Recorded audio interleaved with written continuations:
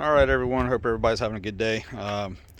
Finished putting my passenger seat in there. They're both Kirkeys. I've had people how I mounted them, wanted to know how it was done. Didn't really think about making a video because it's not real too difficult. What I will say is that the brackets I got were, I believe these were Corbeau. I think that's how you pronounce it.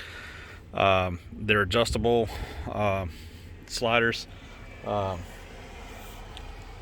And I wanted to get the adjustables just in case, I didn't want to get something that's going to be stationary and I put it in there and it may not be far enough forward or backwards. Having an adjustable would make it a lot easier, making it where I need it to be.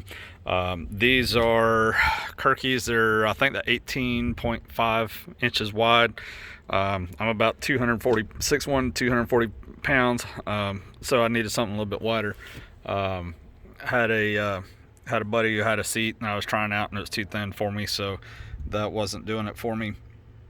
So I need to make sure that something was going to be wide and somewhat comfortable. It's still pretty snug for me to be in it. But basically what I had to do, because when I bought these, and I bought the seat, the cover, and the cover is real cushiony. I don't know if you can see how much material is there. It's pretty nice and thick on the bottom. The back doesn't have a whole lot of cushion back there. That's pretty flat there, but the bottom is where it really counts. And I bought these little side pieces, the mounts, and it had a thinner seat. I probably wouldn't have had to do anything. I probably could have just bolted it to the rail, but being that it was 18.5 inches wide, it was a little bit wider. I had to get these, and I had to go buy all the hardware and nuts and bolts and stuff like that from Home Depot. And if you can see it, I just got little metal straps that go across the bottom on each side. I got one in the front and I got one in the back, and so you just want to be able to measure, make sure it's centered up where it needs to be. And you want to be checking. The first one is kind of a pain in the butt. The second one is good because you can go off the first one, but the first one's a real pain because you got to make sure it's centered. It's not too far over close to the console excuse me, to the console, and you don't want to make sure it's too far this way to the door. And also you can see how much clearance I have here at the top. Not a whole lot of clearance there, so these are very tall. I've got a harness bar in here for now. I do plan on getting a cage, but that's some money. I can only do so much at a time, so that is something I'm working on, but not really a whole lot to it. What I did do, I did make a mark here so that I would know that when, if I had to get out and adjust the seat, I know exactly where to put it back to where the front lines up with this. So that is one thing I did, just with a little paint pen on it, and I have both of them in the same position. A pretty comfortable seat. It sits me straight up. You can raise it or lower it.